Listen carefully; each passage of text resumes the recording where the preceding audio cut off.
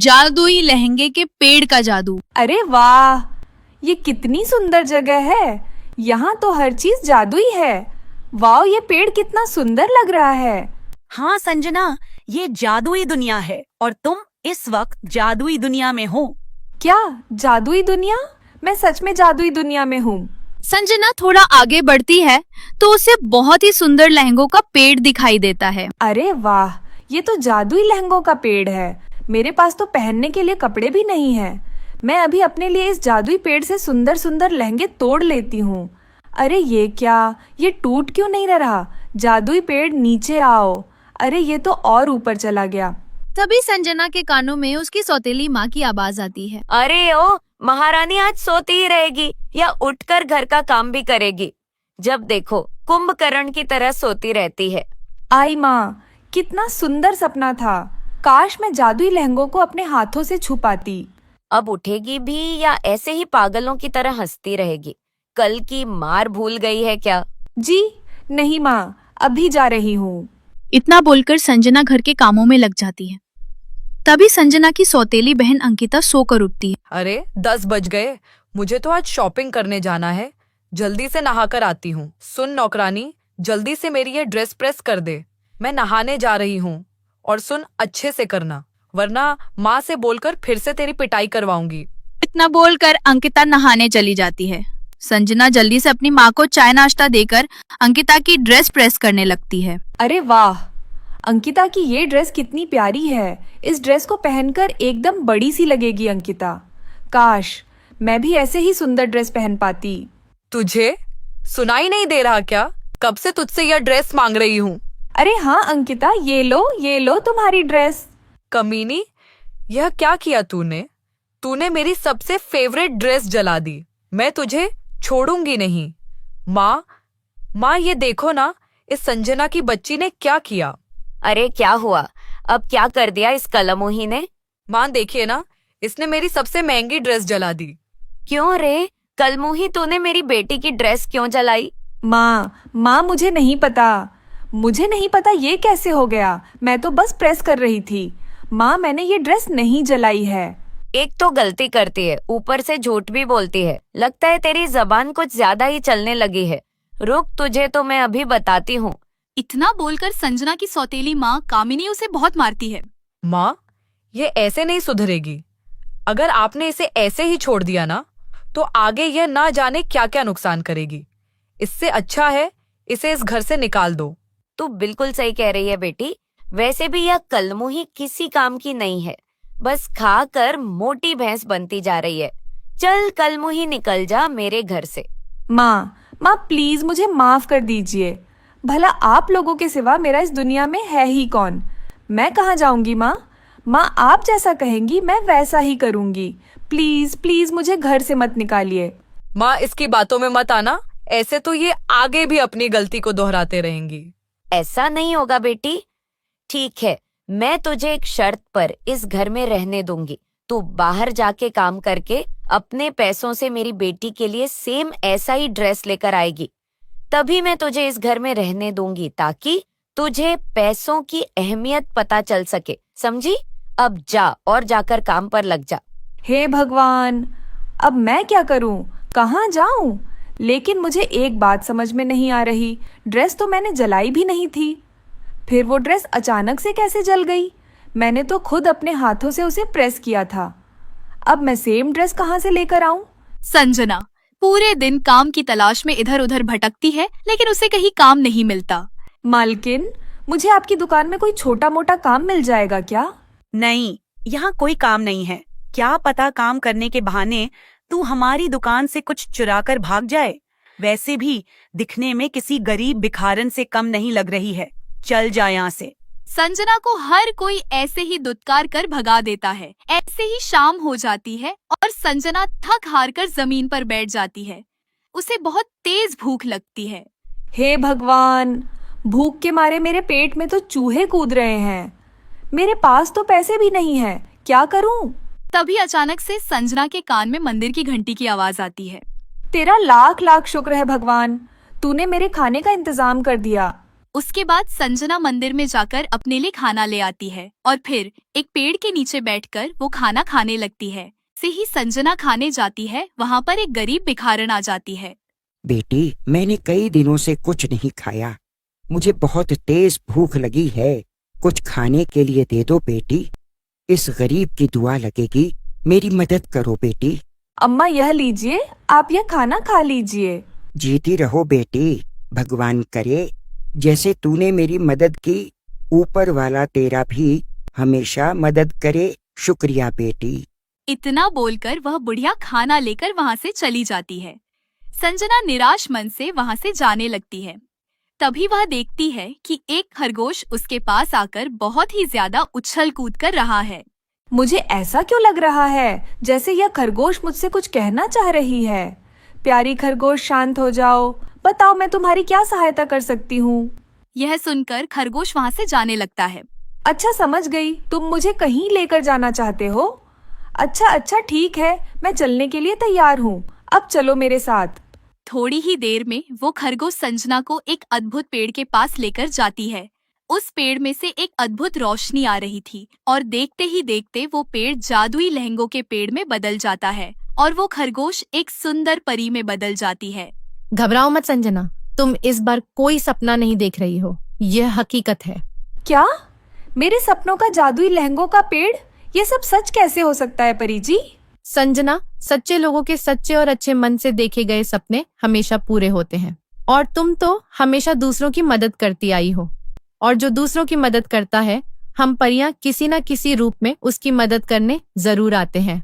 संजना, यह जादुई लहंगे का पेड़ गायब हो जाए इससे पहले तुम इसमें से एक सुंदर सा अपने लिए लहंगा तोड़ लो। लेकिन परी जी, मैं यह लहंगा नहीं ले सकती हूँ, क्योंकि मुझे अपनी बहन अंकिता के लिए सेम वैसा ही लहंगा चाहिए जैसा उसका लहंगा था, क्योंकि वह लहंगा उसका पसंदीदा लहंगा था और वह मुझसे गलती से जल गया। बोली संजना, वो ड्रेस तुमसे नहीं जला, तुमने जब प्रेस करके वो ड्रेस अंकिता को पहनने दिया था, उसी वक्त अंकिता ने उस ड्रेस को बदल दिया ताकि वो तुम्हें उस घर से निकाल सके। क्या? आखिर अंकिता ने मेरे साथ ऐसा क्यों किया परी जी? आखिर मैं अपनी बहन और माँ का दिल अभी तक क्यों नहीं जीत पा रही हूँ? तुम चिंता मत करो संजना, सब सही हो जाएगा। यह लो, ये रही तुम्हारी बहन अंकिता की ड्रेस। अब तुम जाओ और इस लहंगे के पेड़ में से अपने लिए सुंदर सा लहंगा तोड़ लो। उसके बाद संजना जादुई पेड़ में से अपने लिए एक लहंगा तोड़कर परी का धन्यवाद करके वहाँ से अपने घर आ जाती है। आ गई तू? अरे, ये तेरे हाथ में इतना सुंदर लहंगा कहाँ से आया? अंकिता, यह लहंगा मेरा है, ये मुझे जादुई पेड़ से मिला है, और ये लो, ये रही तुम्हारी ड्रेस। माँ देखो ना, लगता है ये कलमो ही कहीं से चोरी करके आई है और अब बहाने बना रही है। नहीं अंकिता, ऐसा मत कहो, मैं सच कह रही हूँ, यह लहंगा मुझे जादुई पेड़ ने दिया है। अच्छा, जादुई पेड़ ने दिया है? फिर ला दे ये लहंगा, इस लहंगे को मैं पहनूंगी। नहीं अंकिता, तुम इस लहंगे को नहीं पहन सकती हो। तू रोकेगी मुझे? तू चल हट यहाँ से। इतना बोलकर अंकिता वो लहंगा लेकर उसे पहनने चली जाती है। माँ, अंकिता को रोक लीजिए वरना अनर्थ हो जाएगा, प्लीज माम। संजना इतना बोल ही रही थी कि अंदर से अंकिता के चिल्लाने की आवाज आती है। माँ देखिए ना, ये मुझे क्या हो गया? माँ, मेरा चेहरा एकदम से गोरे से कोयले की तरह काला कैसे हो गया? ये सब इसी लहंगे की वजह से हुआ है। अब यह लहंगा मेरे शरीर से उतर भी नहीं रहा है। माँ, कुछ कीजिए ना माँ।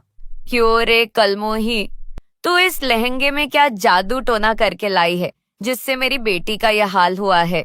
माँ, मैंने पहले ही मना किया था, परी जी ने यह लहंगा सिर्फ मुझे दिया है, अब तो यह उस जादुई पेड़ से ही पता चल सकता है। आप दोनों चलिए मेरे साथ। उसके बाद सभी उस जादुई लहंगे के पेड़ के पास जाते हैं। यह सब तुम्हारी बेटी के कर्मों की सजा है। लालची और झूठे इंसान का यही अंजाम होता है। तुम दोनों माँ बेटी ने संजना पर बिना वजह बहुत अत्याचार किया। यह सब बस उसी की सजा है।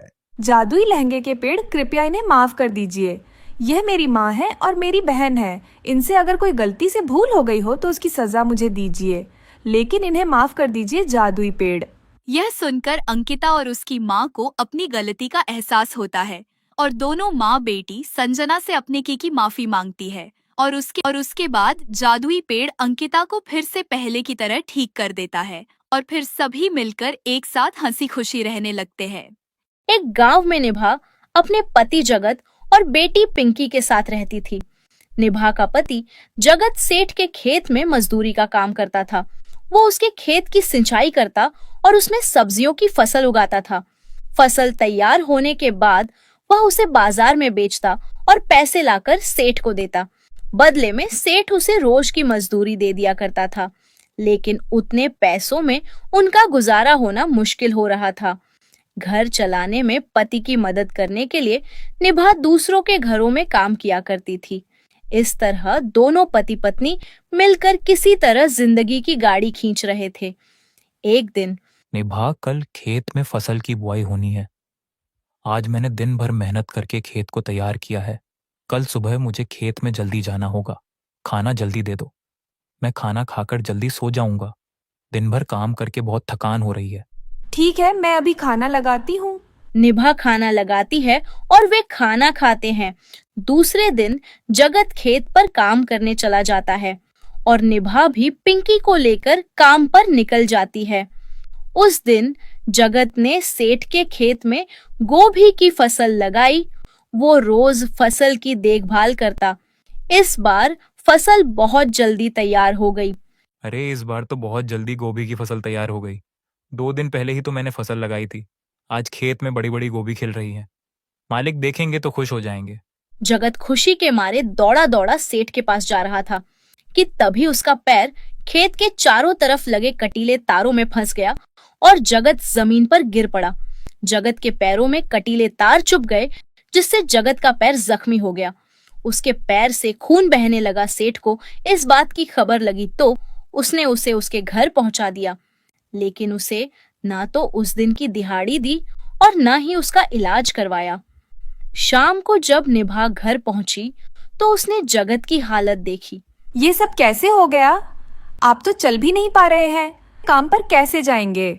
निभा, मैं कुछ दिनों तक काम पर नहीं जा सकूंगा। तुम अपने काम पर चली जाना। लेकिन आपको इस हालत में छोड़कर मैं कैसे जा सकती हूँ? आपको किसी चीज की जरूरत पड़ी तो क्या होगा? पिंकी अभी बहुत छोटी है, ये अभी आपकी कोई मदद नहीं कर पाएगी। देखो निभा, आज मालिक ने मुझे दिहाड़ी नहीं दी। जितने दिन मैं काम पर नहीं जाऊंगा मुझे पैसे नहीं मिलेंगे। ऐसे में तुम्हारा काम पर जाना बहुत जरूरी है। ठीक है।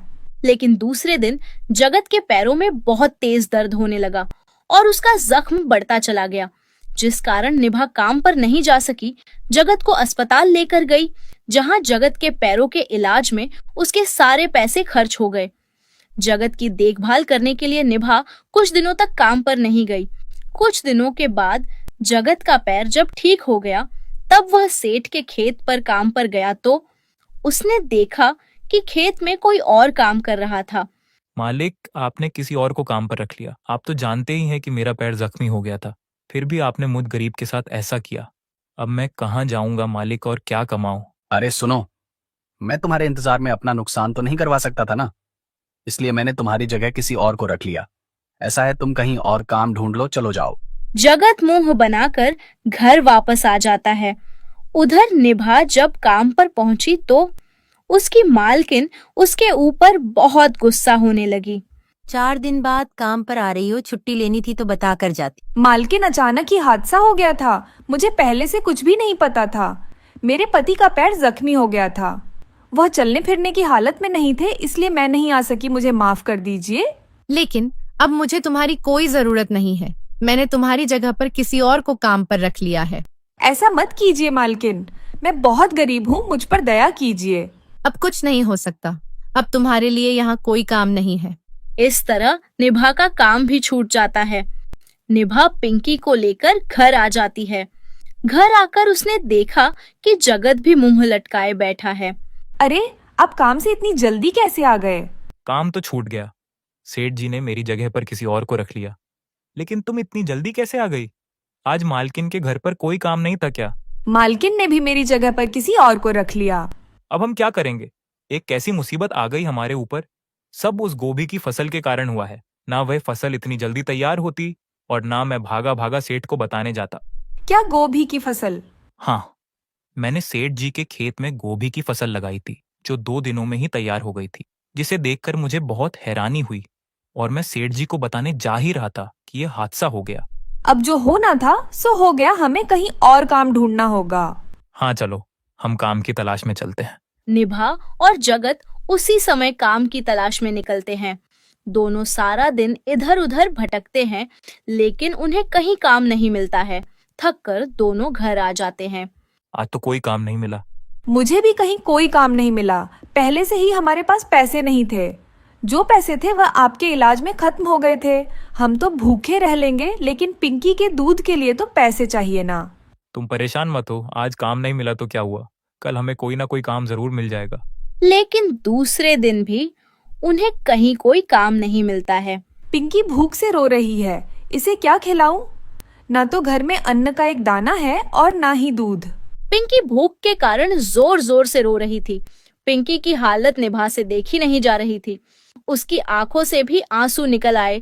पिंकी के रोने की आवाज जादुई गोभी तक जाती है। दरअसल जगत ने सेठ के खेत में जो गोभी की फसल लगाई थी, वे सभी जादुई गोभी थी। सेठ ने उन गोभी को बेचने के लिए शहर भेज दिया था और सेठ का नौकर उन्हें लेकर शहर जा रहा था। जब पिंकी के रोने की आवाज जादुई गोभी के कानों तक गई, तब एक गोभी ने कहा, ये तो पिंकी के रोने की आवाज है। हाँ, जगत ने हमें बड़े जतन से उगाया है और हमारी बड़ी सेवा की है, और आज उसका परिवार गरीबी में दिन काट रहा है। हमें जगत के परिवार की मदद करनी होगी। हम उन्हें इस तरह से बेसहारा छोड़कर नहीं जा सकते। वैसे भी शहर जाकर हमें बेच दिया जाएगा और कोई ना कोई हमें पकाकर खा जाएगा। इससे तो अच्छा है कि हम गांव वापस जाकर जगत की मदद करें। हाँ हाँ, चलो जगत के घर चलते हैं। वे सभी गांव की ओर जाने लगती है। सेठ का नौकर उन्हें पकड़ने की कोशिश करता है, लेकिन वे उसकी पकड़ में नहीं आती है। सभी जादुई गोपियां उड़कर जगत के घर पहुंचती हैं और दरवाजे पर खड़ी होकर जगत को आवाज लगाती है। जगत कहाँ हो, बाहर तो आओ। कौन है? जगत घर के बाहर आता है तो देखता है कि उसके दरवाजे पर गोभी का ढेर लगा हुआ है। अरे इतनी सारी गोभियां। तभी गोभी से आवाज आती है, हम सब जादुई गोभियां हैं। जादुई गोभी?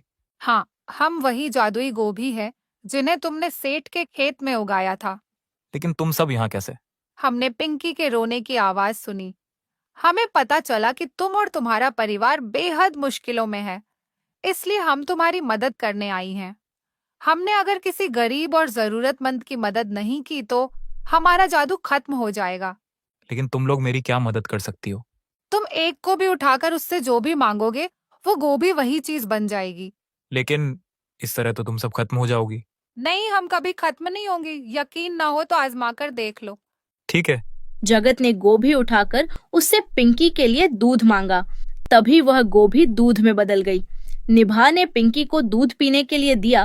फिर जगत ने जब गोभी को गिनना शुरू किया तो वह उतनी ही संख्या में थी जितनी पहले थी। फिर जगत ने एक गोभी से अपने और निभा के लिए खाना मांगा। वो गोभी 2 थाली खाने में बदल गई। फिर जगत ने जब गोपियों को गिना तो वह अब भी संख्या में उतनी ही थी जितनी पहले थी। अरे वाह, ये तो कमाल हो गया भाई। अरे तुम सब सच में जादुई गोभियां हो। हमने कहा था ना कि हम कभी खत्म नहीं होंगी। जगत और निभा ने जमकर खाना खाया। उसके बाद तुम लोग कब तक मेरी मदद करोगी? हम कभी भी किसी और की मदद के लिए यहाँ से जा सकती हैं। इसलिए तुम हमसे कुछ ऐसा मांगो जिससे कि तुम्हारी पूरी जिंदगी अच्छे से गुजरे। ठीक है। जगत ने गोभी उठाकर उससे ढेर सारे रुपए पैसे मांगे। वह गोभी ढेर सारे रुपए पैसों में बदल गई। उन रुपए पैसों से जगत ने गांव में एक खेत खरीद लिया। उसमें गोभी की खेती करने लगा। जगत और निभा की जिंदगी अच्छी चलने लगी। एक दिन वह जादुई गोपियां किसी जरूरतमंद की मदद करने के लिए वहां से जाने लगी। जगत, अभी हम जा रही हैं, लेकिन तुम्हें जब भी हमारी मदद की जरूरत पड़ेगी हम सब तुम्हारे पास आ जाएंगे। धन्यवाद जादुई गोपिया। बहुत समय पहले की बात है। ढोलकपुर नाम के गांव में अशोक एक गरीब आदमी अपने परिवार के साथ रहता था। उसके घर में उसकी पत्नी, एक 5 साल की बेटी और उसकी बूढ़ी माँ रहती थी। वह जमींदार जी के खेत में सब्जियां उगाने का काम किया करता था। उसी से उसे जो थोड़े बहुत पैसे मिलते थे उससे ही वह अपने परिवार के लिए 2 वक्त की रोटी कमाया करता था। सेठ जी, पूरा महीना हो गया, आप मुझे इस महीने की पगार दे दीजिए। हाँ हाँ, ये ले। यह क्या है सेठ जी? यह तो सिर्फ 2000 रुपए है, मेरी पगार तो पूरे 5000 है। 5000 पगार तब है जब तू दिन और रात मेरे इस खेत पर काम करेगा। दिन के सिर्फ 12 घंटे काम करने के मैं तुझे इतने पैसे थोड़े ना दूंगा। यह आप क्या कह रहे हैं सेठ जी? भला कोई इंसान 24 घंटे कैसे काम कर सकता है? पगार तो हमेशा 10 से 12 घंटे काम करने की ही मिलती है। हाँ तो जा, जहां ऐसा होता है वहां पर जाकर काम कर ले। मेरे यहां तो ऐसा ही होता है, काम करना है तो कर, वरना निकल यहां से। देखिए सेठ जी, मुझे अपनी पगार से अपने घर का राशन, अपनी माँ की दवाइयाँ, अपनी बेटी की स्कूल की फीस भी भरनी है। आप मेरे साथ ऐसा मत कीजिए। एक बार बोला ना तुझे इससे ज्यादा पगार नहीं मिलेगी, तो क्यों मेरा दिमाग खराब कर रहा है? चुपचाप जाता है या फिर अपने आदमियों को बुलाकर तेरी खातिरदारी करवाऊं, उसके बिना तू मानेगा नहीं। अपने सेठ की ऐसी बातें सुनकर अशोक चुपचाप 2000 लेकर अपने घर आ जाता है। अरे आ गए आप। आज तो आपको पगार मिलने वाली थी ना। लाइए, मुझे पैसे दे दीजिए, मैं जाकर घर का राशन और माँ जी के लिए दवाइयाँ लेकर आ जाती हूँ। अशोक अपनी पत्नी के हाथ में पैसे रख देता है। ये क्या, ये तो सिर्फ 2000 है। इसमें तो ठीक से घर का राशन और माँ जी की दवाइयाँ भी नहीं आएगी। आपने प्रिया के स्कूल की फीस अपने पास ही रख ली है क्या? नहीं गीता, इस बार सेठ जी ने मुझे इतने ही पैसे दिए हैं। वह बहुत कंजूस है और चालाक भी। उन्होंने मुझे मेरी मेहनत का भी पूरा पैसा नहीं दिया। जब मैंने उनसे बाकी के पैसे मांगे तो कहने लगे कि अगर पूरे पैसे चाहिए तो दिन के 24 घंटे यहीं पर काम कर। काश मुझे कोई और काम मिल जाता तो मुझे ऐसे अत्याचारी सेठ के यहाँ काम ना करना पड़ता। चिंता मत कीजिए जी, आपने भगवान से प्रार्थना की है तो भगवान आपकी जरूर सुनेंगे।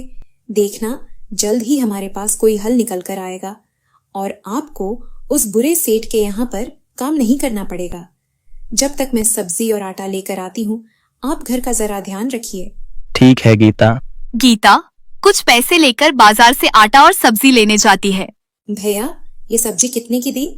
पालक की गुच्छी 10 की है, मटर 100 रुपए किलो है, गोभी 50 की एक है और आलू जो है वो 20 के किलो है। इन सब्जियों में से तो बस आलू और पालक ही थोड़े सस्ते हैं। आप मुझे 1 किलो आलू के साथ एक गुच्छा पालक दे दीजिए। आज घर पर सबके लिए आलू पालक की सब्जी ही बना दूंगी। गीता सब्जी वाले को सब्जी के पैसे देकर आगे आ जाती है।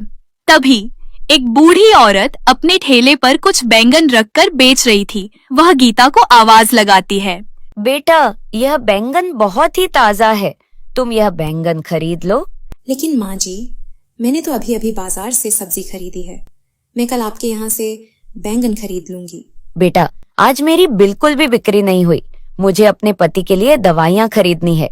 तुम यह बैंगन खरीद लोगी तो मेरे पति की 1 दिन की दवाई आ जाएगी। चिंता मत करो, यह बैंगन बिल्कुल ताजा है, 3-4 दिन भी बिल्कुल खराब नहीं होंगे। लेकिन माँ जी, इन बैंगन का रंग तो बिल्कुल लाल है। मैंने तो आज से पहले कभी लाल रंग के बैंगन नहीं देखे।